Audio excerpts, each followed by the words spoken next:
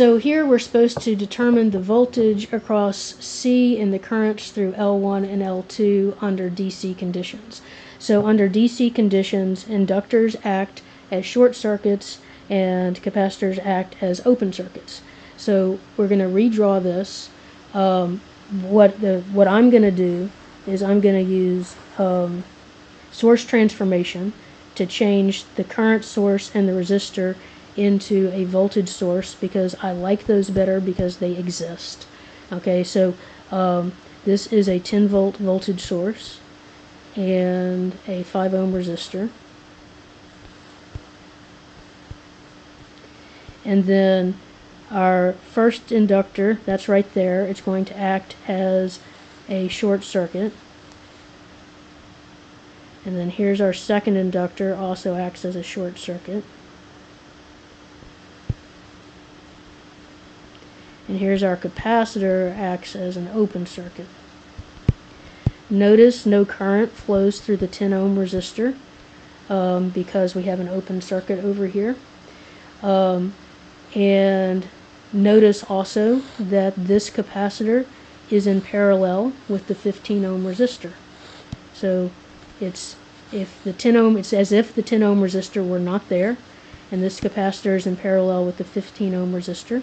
So the voltage across the 15 ohm resistor is the same as the voltage across the capacitor. So we can use voltage division. So the voltage across the capacitor is our total voltage times the resistance of this resistor, which is 15, times the resistance of both of them together, which is 20, which is 7.5 volts. Alright? Okay, so now I need to be a little careful here because I did a transformation and I need to make sure that I didn't transform something that I'm going to be finding the currents through, because if I did, then I can't use my transformed circuit to find that current, and so I do need to be careful about that. So let's see.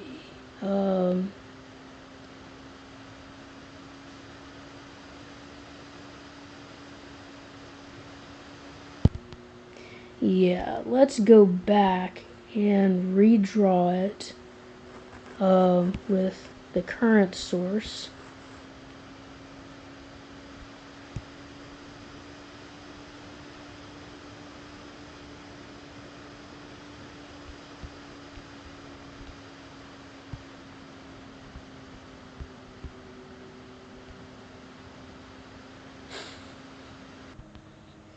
Okay, so the current through both inductors is going to be the same. So the current that's going to come through here is going to go through here. So that current is going to be the same.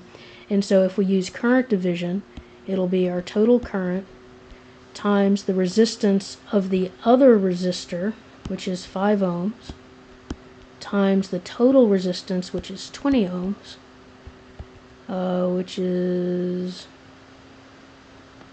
0.5. Wait, no, it's not. It is yeah, 0.5 amps, which is, by the way, what we would have gotten if we had done it with the voltage source. So I just wasn't entirely sure. But if you look at it with the voltage source, then just using Ohm's law, V equals IR. So the voltage is 10, I is what we're looking for, the resistance is 20, so I equals 0.5 amps. So it would have gotten the same.